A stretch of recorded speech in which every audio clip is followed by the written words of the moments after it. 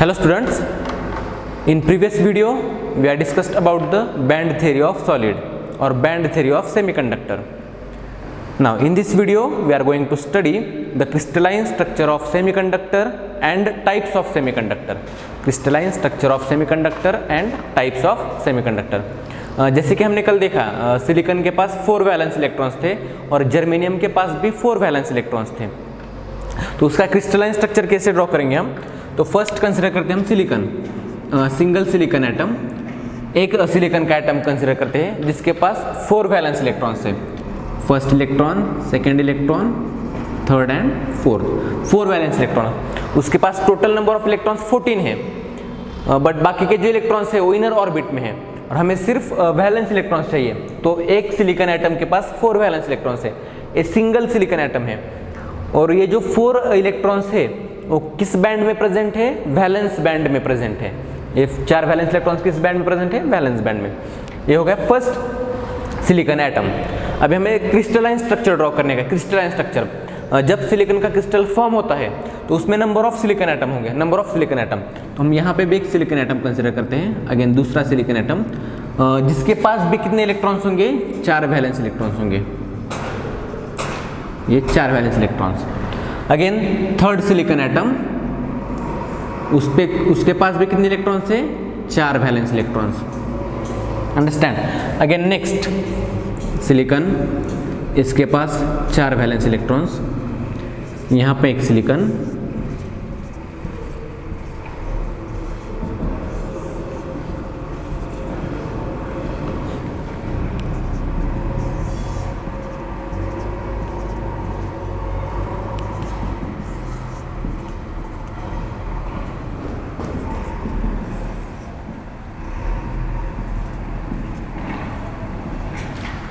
ये हो गया silicon crystalline structure of silicon. अब इसमें हमने सिर्फ 9 एटम्स ड्रॉ किए हैं। ऐसे नंबर ऑफ एटम्स और भी ऐड कर सकते हैं, नीचे भी सिलिकॉन एटम ऐड कर सकते हैं, इधर भी सिलिकॉन एटम ऐड कर सकते हैं। ये क्या हो गया? Basic crystalline structure of silicon. अभी इसके आउटर मोस्ट ऑर्बिट में कितने इलेक्ट्रॉन्स है? 4 इलेक्ट्रॉन्स है, मतलब 4 वैलेंस इलेक्ट्रॉन्स है। और इस सिलिकॉन एटम को स्टेबल होने के लिए उसको ऑक्टेट कंप्लीट करना पड़ेगा, मतलब और 4 इलेक्ट्रॉन्स की जरूरत है उसके लिए। उसको क्या? और 4 इलेक्ट्रॉन्स रिक्वायर्ड है, मतलब वो सिलिकॉन एटम स्टेबल होगा। तो in this structure this 4 valence electrons of first silicon atom. Now next this electron and this electron of another atom forms a covalent bond. Again this electron and this electron forms a covalent bond. मतलब ये जो silicon atom है वो क्या करेगा? Stable होने की कोशिश करेगा। मतलब नेबरिंग जो 4 इलेक्ट्रॉन्स है, मतलब उसके पास के 4 इलेक्ट्रॉन्स, उसके पास कितने वैलेंस इलेक्ट्रॉन्स है? 4 वैलेंस इलेक्ट्रॉन्स।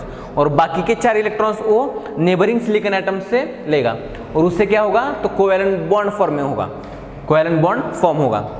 मतलब कि ये सिलिकॉन एटम अब स्टेबल हो गया। इसका मतलब क्या है? ऑक्टेट कंप्लीट हो गया, इसके पास 8 इलेक्ट्रॉन्स आए, ये स्टेबल हो गया। सिमिलरली बाकी के जो सिलिकॉन एटम्स है, बाकी के सिलिकॉन एटम्स वो भी क्या करेंगे? नेबरिंग सिलिकॉन एटम के इलेक्ट्रॉन के साथ कोवैलेंट बॉन्ड बनाएंगे। क्या होगा? एक कोवैलेंट बॉन्ड बनाएंगे। अगेन इधर हम सिलिकॉन का एटम ड्रॉ करते हैं तो ये इलेक्ट्रॉन और इसका एक इलेक्ट्रॉन वो भी कोवैलेंट बॉन्ड फॉर्म करेगा। मतलब ये सब जो इलेक्ट्रॉन्स है, अभी ये इलेक्ट्रॉन्स किस बैंड में प्रेजेंट है? तो वैलेंस बैंड में प्रेजेंट है। किस बैंड में प्रेजेंट है? वैलेंस बैंड में। अगर स्ट्रक्चर ऐसा है तो इसमें एक भी इलेक्ट्रॉन फ्री नहीं है, वैलेंस इलेक्ट्रॉन्स है बट वो क्या है? कोवैलेंट बॉन्ड के फॉर्म में है, कोवैलेंट बॉन्ड के फॉर्म में है, मतलब वो इलेक्ट्रॉन्स फ्री नहीं है। इस सिचुएशन में, इस कंडीशन में इस सेमीकंडक्टर से कोई भी करंट और कोई भी इलेक्ट्रिसिटी पास नहीं हो रही है, क्योंकि एक भी इलेक्ट्रॉन फ्री नहीं है। अगर हमें फ्री इलेक्ट्रॉन चाहिए तो ये जो बॉन्ड फॉर्म हुए हैं इसे हमें क्या करना पड़ेगा? ब्रेक करना पड़ेगा। अंडरस्टैंड? इसे हमें क्या करना पड़ेगा? ब्रेक करना पड़ेगा by applying some energy, heat energy और other form of energy. Energy supply करके इस बॉन्ड को ब्रेक करना पड़ेगा। ये बॉन्ड जब ब्रेक होगा तो ये जो इलेक्ट्रॉन्स है वो क्या होंगे? फ्री होंगे। और वो जो इलेक्ट्रॉन्स फ्री है वो कहाँ पे जाएंगे? कंडक्शन बैंड में। हमने जैसे प्रीवियस वीडियो में देखा है, वैलेंस बैंड में जो इलेक्ट्रॉन फ्री होता है वो कहाँ पे जाता है? कंडक्शन बैंड में। और इलेक्ट्रिसिटी क्या होती है? फ्लो होती है, करंट फ्लो होता है। मतलब ये बॉन्ड ब्रेक होने के बाद ये इलेक्ट्रॉन्स किधर जाएंगे? कंडक्शन बैंड में जाएंगे। अभी इस कंडीशन में इसमें का कोई भी इलेक्ट्रॉन फ्री नहीं है, वो सब कोवैलेंट बॉन्ड के फॉर्म में है, फ्री इलेक्ट्रॉन्स नहीं है। इसे क्या कहेंगे हम? Crystalline structure of silicon. Crystalline structure of silicon. अगर हमें जर्मेनियम का क्रिस्टलाइन स्ट्रक्चर ड्रॉ करना है तो यहाँ सिलिकॉन की जगह सिर्फ जर्मेनियम लिखने का, Ge, अंडरस्टैंड। और उसके पास भी, जर्मेनियम के पास भी कितने वैलेंस इलेक्ट्रॉन्स है? 4 वैलेंस इलेक्ट्रॉन्स है। बाकी सब स्ट्रक्चर, सब प्रॉपर्टीज सब क्या आएगा? सेम आएगा। सिर्फ सिलिकॉन की जगह क्या आएगा? Germanium. As a semiconductor silicon और जर्मेनियम दोनों की प्रॉपर्टीज सेम होंगी, क्योंकि दोनों के पास क्या है? 4 वैलेंस इलेक्ट्रॉन्स है। ये हो गया crystalline structure of semiconductor. Crystalline structure of semiconductor. जैसे कि हमने प्रीवियस वीडियो में देखा, अगर वैलेंस बैंड में का इलेक्ट्रॉन कंडक्शन बैंड में जाता है तो वहाँ पे क्या प्रोड्यूस होता है? वैकेंसी प्रोड्यूस होता है। सपोज ये बॉन्ड ब्रेक हो गया, यहाँ पे क्या होगा? ये इलेक्ट्रॉन्स कंडक्शन बैंड में चले गए, तो यहाँ पे क्या प्रोड्यूस होगा? वैकेंसी प्रोड्यूस होगा। उसे हम क्या कहते हैं? होल कहते हैं। उसे क्या कहते हैं हम? होल कहते हैं। जब वैलेंस बैंड का इलेक्ट्रॉन कंडक्शन बैंड में जाता है तभी होल प्रोड्यूस होता है, तभी होल प्रोड्यूस होता है। ये हो गया क्रिस्टलाइन स्ट्रक्चर। अभी नेक्स्ट हमारा जो पॉइंट है, important point, types of semiconductor. Types of semiconductor, उसमें का सिर्फ हम फर्स्ट टाइप देखेंगे आज। फर्स्ट टाइप जो कि है intrinsic semiconductor. Intrinsic semiconductor. Intrinsic semiconductor. अभी इंट्रिंसिक सेमीकंडक्टर मतलब क्या? It is the pure form of semiconductor. It is a pure form of semiconductor. मतलब हमने जो अभी कंसिडर किया है सिलिकॉन, इसमें सिर्फ सिलिकॉन के एटम्स है, दूसरे कुटले मटेरियल, दूसरे एलिमेंट्स नहीं है, इसलिए इसे हम क्या कहेंगे? Pure form of semiconductor. Pure form of semiconductor. और इंट्रिंसिक सेमीकंडक्टर। इंट्रिंसिक सेमीकंडक्टर मतलब क्या? Pure form of semiconductor. The pure form of semiconductor is known as the intrinsic semiconductor. Pure form of semiconductor is known as the intrinsic semiconductor. अभी ये pure silicon है, अगर germanium crystal consider करते हैं तो pure germanium होगा, इसे हम क्या कहेंगे? Intrinsic semiconductor. इसमें कोई भी इंप्योरिटी ऐड नहीं की गई है, इसे हम क्या कहेंगे? प्योर सेमीकंडक्टर और इंट्रिंसिक सेमीकंडक्टर। अभी इंट्रिंसिक सेमीकंडक्टर की कुछ प्रॉपर्टीज है। अगर इसके लिए हम बैंड डायग्राम ड्रॉ करते हैं तो बैंड डायग्राम कैसे ड्रॉ करते हैं हम? Suppose this is the valence band and this is conduction band and valence band diagram for silicon, band diagram. now हमने अभी कितने सिलिकॉन एटम कंसिडर किए? टोटल 9 सिलिकॉन एटम्स कंसिडर किए हैं। मतलब हर एक के पास 4, हर एक सिलिकॉन एटम के पास 4 वैलेंस इलेक्ट्रॉन्स। मतलब 9 सिलिकॉन एटम जो है उनके पास कितने वैलेंस इलेक्ट्रॉन्स हो गए? 36 electrons. Understand this 36 electrons present in which band? Valence band. 36 electrons present in which band? Valence band. But हमें समझने के लिए अभी हम यहाँ पे वैलेंस बैंड में 36 इलेक्ट्रॉन्स नहीं ड्रॉ कर रहे हैं, सिर्फ हम 4 इलेक्ट्रॉन्स ड्रॉ कर रहे हैं। 4। वैसे तो इस बैंड में जितने सिलिकॉन के एटम होंगे हर एक के पास 4 ऐसे नंबर ऑफ इलेक्ट्रॉन्स इस वैलेंस बैंड में आएंगे, लेकिन यहाँ पे हम समझने के लिए सिर्फ कंसिडर करो कि एक ही सिलिकॉन एटम है और हमने 4 इलेक्ट्रॉन्स ड्रॉ किए, जो कि किस बैंड में प्रेजेंट है? वैलेंस बैंड में प्रेजेंट है। जब हम इसको हीट एनर्जी सप्लाई करेंगे एट द एब्सोल्यूट जीरो म्हणजे मीन्स कोई भी एनर्जी इसके पास नहीं है, तो ये बॉन्ड जो है वैसे के वैसे ही रहेंगे, ब्रेक नहीं होंगे। अगर हम इनको हीट सप्लाई करते हैं थोड़ी, तो ये क्या होंगे? बॉन्ड्स ब्रेक होंगे। बॉन्ड्स ब्रेक होंगे मतलब इलेक्ट्रॉन्स क्या होंगे? फ्री होंगे। और इलेक्ट्रॉन्स फ्री होने के बाद कहाँ पे जाएंगे? कंडक्शन बैंड में जाएंगे। इलेक्ट्रॉन्स फ्री होने के बाद कहाँ पे जाएंगे? कंडक्शन बैंड में। मतलब यहाँ का जो इलेक्ट्रॉन है वहाँ कहाँ जाएगा? कंडक्शन बैंड में जाएगा। कब? जब हम इसको एनर्जी सप्लाई करते हैं तो बॉन्ड्स ब्रेक होते हैं, वैलेंस बैंड में का इलेक्ट्रॉन किधर जाता है? कंडक्शन बैंड में। सपोज हमने अभी इसको हीट सप्लाई कर दी, हीट एनर्जी सप्लाई की। अगर हीट एनर्जी सप्लाइड नहीं है तो बैंड डायग्राम ऐसे आएंगे, सभी इलेक्ट्रॉन्स कहाँ होंगे? वैलेंस बैंड में होंगे। यहाँ और भी इलेक्ट्रॉन्स होंगे, सिर्फ हमने 4 ड्रॉ किए हैं। सभी कहाँ पे होंगे? वैलेंस बैंड में। अभी हमने इसको हीट सप्लाई की, तो by using this heat energy, उस हीट एनर्जी का यूज करके वो कहाँ पे जाएंगे? कंडक्शन बैंड में जाएंगे। चारों इलेक्ट्रॉन्स कहाँ पे जाएंगे? कंडक्शन बैंड में। और यहाँ पे क्या प्रोड्यूस होंगे? होल्स प्रोड्यूस होंगे। कितने होल्स प्रोड्यूस होंगे? 4 होल्स प्रोड्यूस होंगे, क्योंकि 4 इलेक्ट्रॉन्स ऊपर गए हैं। 4 इलेक्ट्रॉन्स ऊपर गए हैं। जितने इलेक्ट्रॉन्स ऊपर गए उतने की वैकेंसी प्रोड्यूस होंगी।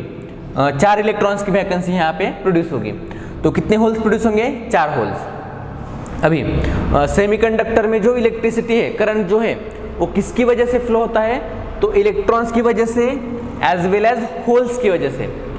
अगर हमने कंडक्टर, प्योर कंडक्टर कंसिडर किया, प्योर कंडक्टर में holes already electrons already free होते हैं, इलेक्ट्रॉन्स ऑलरेडी फ्री होते हैं। मतलब जो इलेक्ट्रॉन्स, अभी ये कंडक्टर के लिए हमने जो देखा है, वैलेंस बैंड, कंडक्शन बैंड, वो क्या होते हैं? ओवरलैप होते हैं। ये इलेक्ट्रॉन्स जो है ऑलरेडी कहाँ पे है? कंडक्शन बैंड में है। इन कंडक्टर जो वैलेंस बैंड में इलेक्ट्रॉन है ऑलरेडी कंडक्शन बैंड में है, क्योंकि वो फ्री इलेक्ट्रॉन्स है। मतलब अगर ये इलेक्ट्रॉन जगह छोड़ता है उसकी, तो कहाँ पे जाएगा? कंडक्शन बैंड में। पर वहाँ पे होल प्रोड्यूस नहीं होगा, क्योंकि ये इलेक्ट्रॉन्स वैलेंस बैंड से कंडक्शन बैंड में नहीं जा रहा। इसमें डायरेक्टली वो कंडक्शन बैंड में ही है। मतलब इन कंडक्टर में जो करंट फ्लो होता है वो सिर्फ इलेक्ट्रॉन्स की वजह से होता है, वो सिर्फ इलेक्ट्रॉन की वजह से होता है। कंडक्टर में जो करंट फ्लो होता है वो सिर्फ इलेक्ट्रॉन की वजह से होता है। बट इन सेमीकंडक्टर में जो करंट फ्लो होता है वो इलेक्ट्रॉन की वजह से भी होता है, प्लस होल्स की वजह से भी होता है। मतलब हमने अगर इक्वेशन लिखा आई करंट के लिए, आई नोटेशन करंट के लिए, नेट करंट के लिए, तो current due to the electrons की वजह से भी करंट है, प्लस होल्स की वजह से भी करंट है, प्लस होल्स की वजह से भी, क्योंकि सेमीकंडक्टर में दोनों प्रेजेंट है, इलेक्ट्रॉन्स भी और होल्स भी। बट कंडक्टर में, प्योर कंडक्टर में ओनली क्या है? Electrons. That means net current is due to the electrons. अब ये समझ में आया? In semiconductor the current is due to the electrons as well as holes. Next, अभी इंट्रिंसिक सेमीकंडक्टर की कुछ प्रॉपर्टीज है। अगर वैलेंस बैंड में का इलेक्ट्रॉन कंडक्शन बैंड में जाता है तो क्या प्रोड्यूस होता है? होल्स प्रोड्यूस होते हैं। जितने इलेक्ट्रॉन्स ऊपर जाते हैं उतने ही होल्स वैलेंस बैंड में प्रोड्यूस होते हैं। मतलब in pure semiconductor number of electrons is equals to क्या होता है? Number of holes. जितने इलेक्ट्रॉन्स है उतने ही होल्स है। इंट्रिंसिक सेमीकंडक्टर में जितने इलेक्ट्रॉन्स है उतने ही होल्स है। Number of electrons is equals to number of holes. Next है current is due to the electron as well as holes. ये सभी सेमीकंडक्टर के लिए है, इंट्रिंसिक प्योर हो और इम्प्योर हो, उसके लिए current in semiconductor is due to the electrons as well as holes. ये क्या है? Number of electrons is equals to number of holes for the intrinsic semiconductor. ये समझ में आया? जितने इलेक्ट्रॉन्स है उतने ही होल्स है। जितने इलेक्ट्रॉन्स कंडक्शन बैंड में है उतने होल्स वैलेंस बैंड में है। होल्स तभी प्रोड्यूस होता है जब वैलेंस बैंड का इलेक्ट्रॉन कंडक्शन बैंड में जाता है। होल तभी प्रोड्यूस होता है जब वैलेंस बैंड का इलेक्ट्रॉन कंडक्शन बैंड में जाता है। ये होगा प्योर सेमीकंडक्टर। ये क्या हो गया? Pure semiconductor. This is the crystalline structure of semiconductor. अभी हम नेक्स्ट वीडियो में देखेंगे इम्प्योर सेमीकंडक्टर। नेक्स्ट वीडियो में देखेंगे इम्प्योर सेमीकंडक्टर। अभी प्योर सेमीकंडक्टर को इम्प्योर क्यों करते हैं, उसका क्या यूज है, हम ये नेक्स्ट वीडियो में देखेंगे। इस प्योर सेमीकंडक्टर में कुछ इम्प्योरिटीज ऐड करेंगे हम और उसे इम्प्योर करेंगे। इम्प्योर क्यों करना है? तो उसकी कुछ प्रॉपर्टी चेंज करनी है हमें। नंबर ऑफ इलेक्ट्रॉन्स चेंज करने हैं, नंबर ऑफ होल्स चेंज करने हैं और उसकी कंडक्टिविटी हमें चेंज करनी है। उसके लिए हम प्योर सेमीकंडक्टर को इम्प्योर में कन्वर्ट करेंगे। अभी इम्प्योरिटी कौन सी ऐड करनी है? तो कुछ एलिमेंट्स ऐड करने हैं। पीरियोडिक टेबल में जो एलिमेंट्स है उसमें से ही कुछ एलिमेंट्स ऐड करके हमें प्योर सेमीकंडक्टर को इम्प्योर बनाना है। इम्प्योर बनाने के बाद ये जो कुछ प्रॉपर्टीज है उसकी वो क्या चेंज होती है हम नेक्स्ट वीडियो में देखेंगे। अभी तक के लिए प्योर सेमीकंडक्टर और intrinsic semiconductor, it is the pure form of semiconductor.